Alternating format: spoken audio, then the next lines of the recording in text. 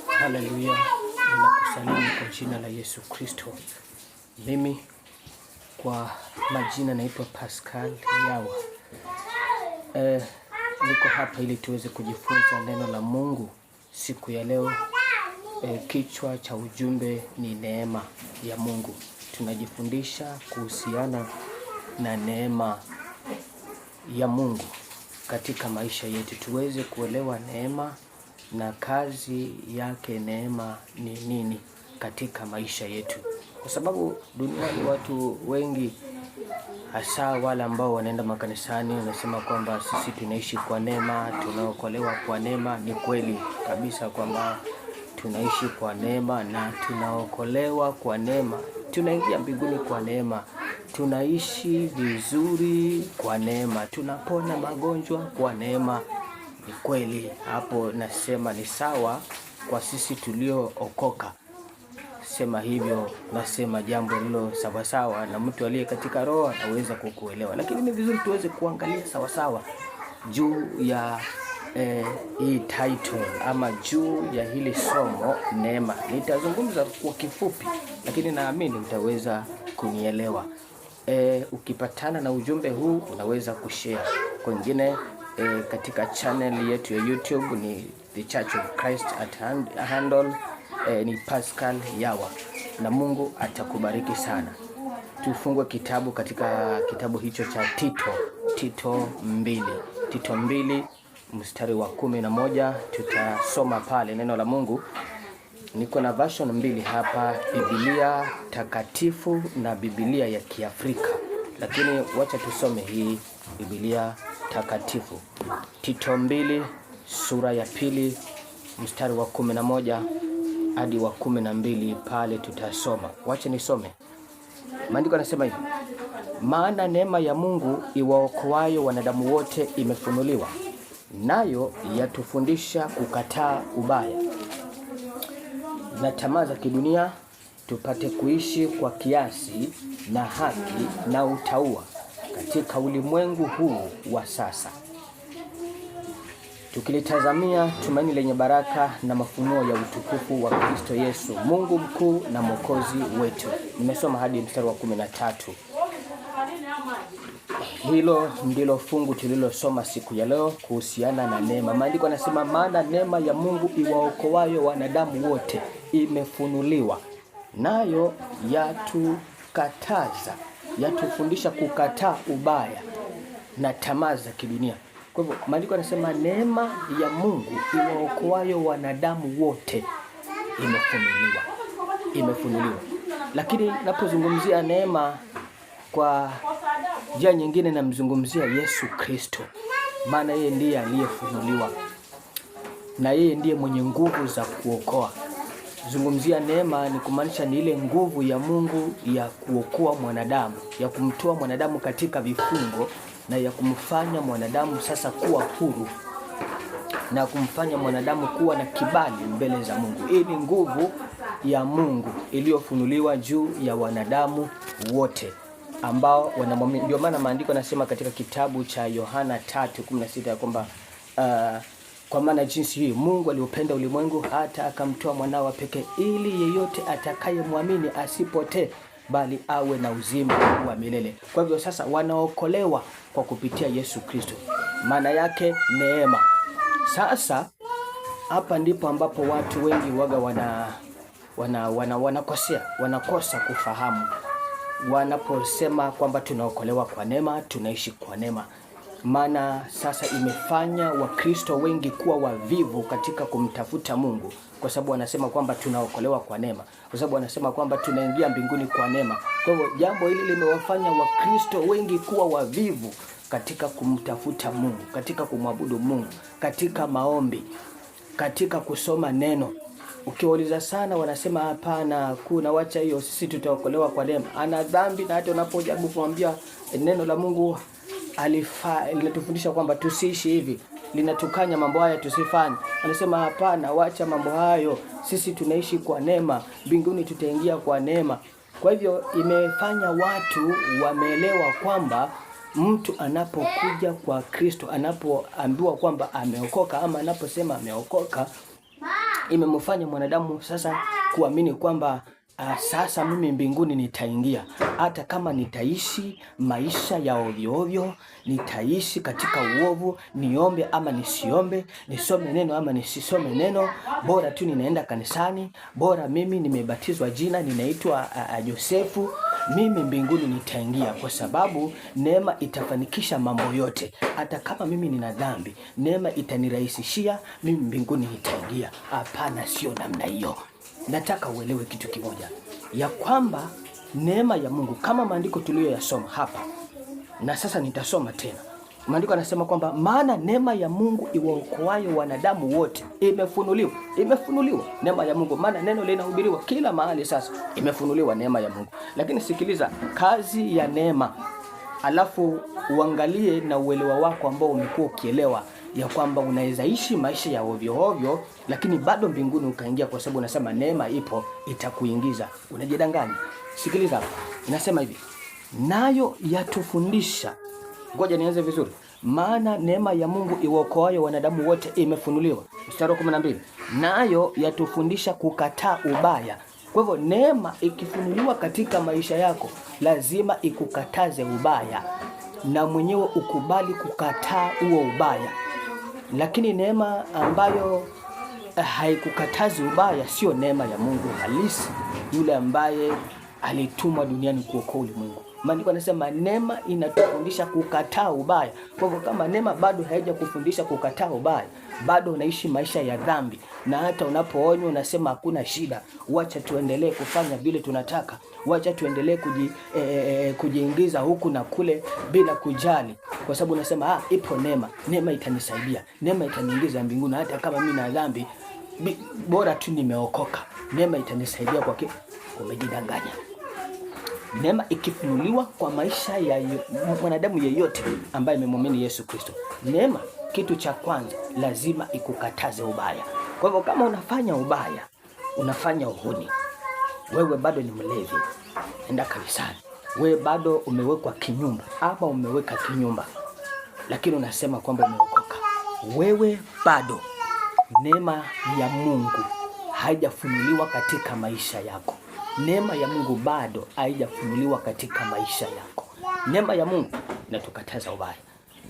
Kwa hivyo ikiwa bado unaishi katika maisha ya uovu, ya dhambi, lazima uweze kuangalia vizuri, maana bado hujazingatia neema ya Mungu sawasawa. Inatukataza ubaya na tamaa za kidunia. Kwa hivyo wewe hutaishi katika tamaa za ulimwengu, vile wanadamu wanavyokimbizana na ulimwengu. Mimi nifanye hiki kwanza. Moyo wako umejaa tamaa, unasumbuliwa na tamaa. Unaona hauko vizuri mpaka uende Ulaya. Unaona hauko vizuri mpaka ujenge gorofa. Unaona hauko vizuri, wewe unaenda na tamaa. Na hata ukipata hiyo gorofa bado tena moyo unakuwaka. Unataka na kile.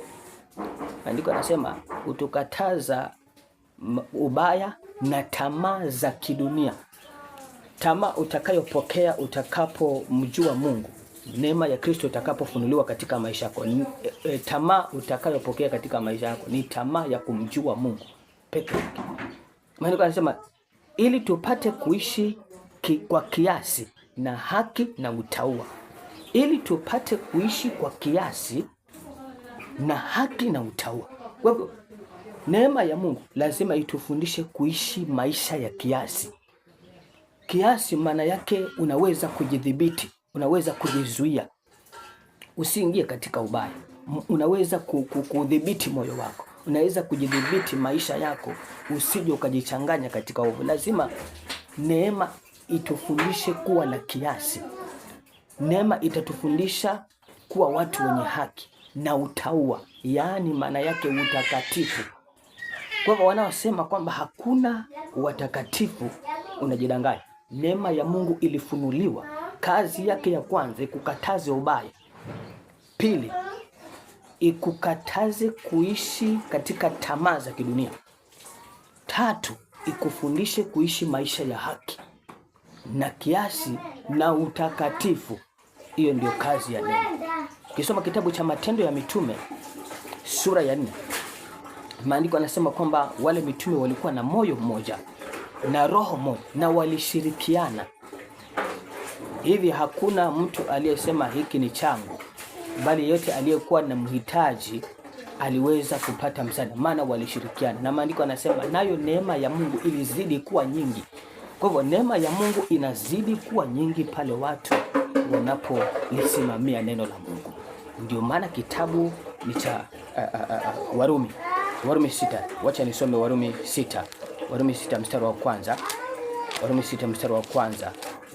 Hapo inasema, tuseme nini basi?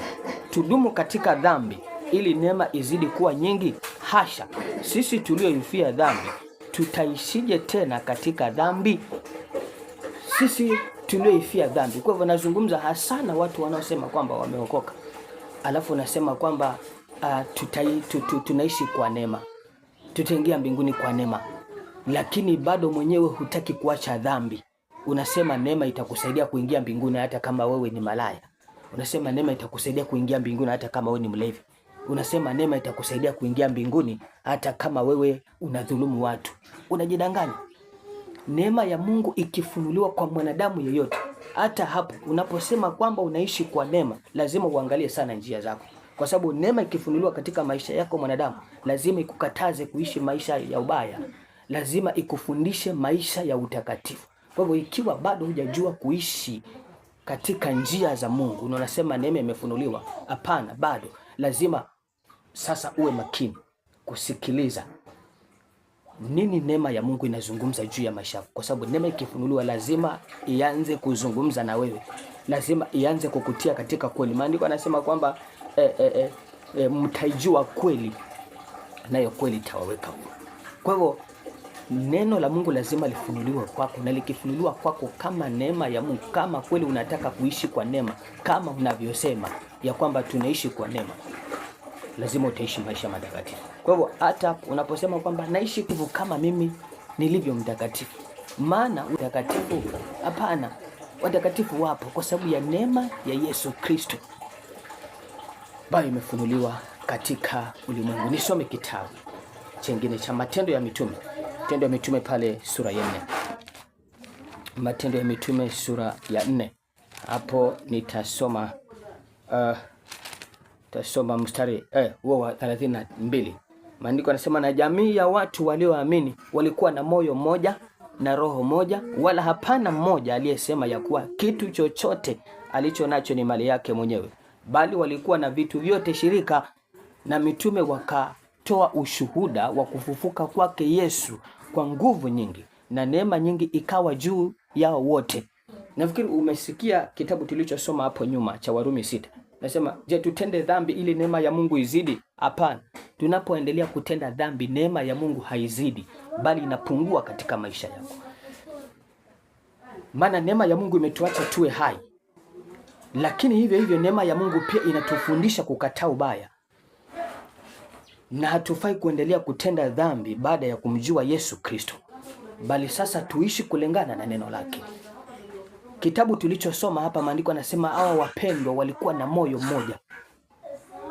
Ni watu walioshirikiana, na kwa sababu ya kuishi kulingana na mapenzi ya Mungu, neema ya Mungu ilizidi kuwa nyingi. Kwa hivyo neema ya Mungu itazidi katika maisha yako pale utakapoamua kuishi kulingana na mapenzi ya Mungu. Lakini unapogeuka na kuanza kufanya vingine, kuishi maisha ya ovyo ovyo bila kujali neno la Mungu linasema nini, neema ya Mungu haizidi katika maisha yako, bali inapungua. Mtu wa Mungu, nafikiri umeelewa maana ya neema, na neema inafaa ifanye nini katika maisha yako. Neema imekupa uhai, sawa. Namba 2, neema inatekana sasa ikufanye uishi maisha ya utakatifu, ukatae ubaya, uwe wewe ni mtu wa kupinga ubaya, si mtu wa kukubaliana na ubaya. Tena ikufundishe kuishi maisha ya utauwa, maisha ya utakatifu na haki. Sasa neema ya Mungu kweli itakuwa imefunuliwa katika maisha yako, na mbinguni utaingia.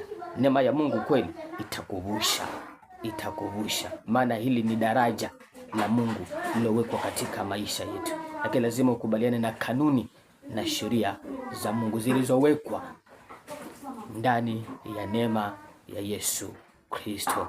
Nami umefahamu na umeweza kuelewa Mungu akubariki kama umeelewa, na sasa chukua maamuzi yaliyo sawa sawa, na usiishi kiolela kusema kwamba neema ya Mungu ipo itanisaidia niingie mbinguni, alafu mwenyewe unaishi maisha ya ovyo ovyo, mwenyewe unaishi maisha ya dhuluma, unaishi maisha ya unyang'anyi, maisha ya kutojali, alafu ukisema kwamba neema itakusaidia kuingia mbinguni. Neema haiwezi kukusaidia kuingia mbinguni kabisa.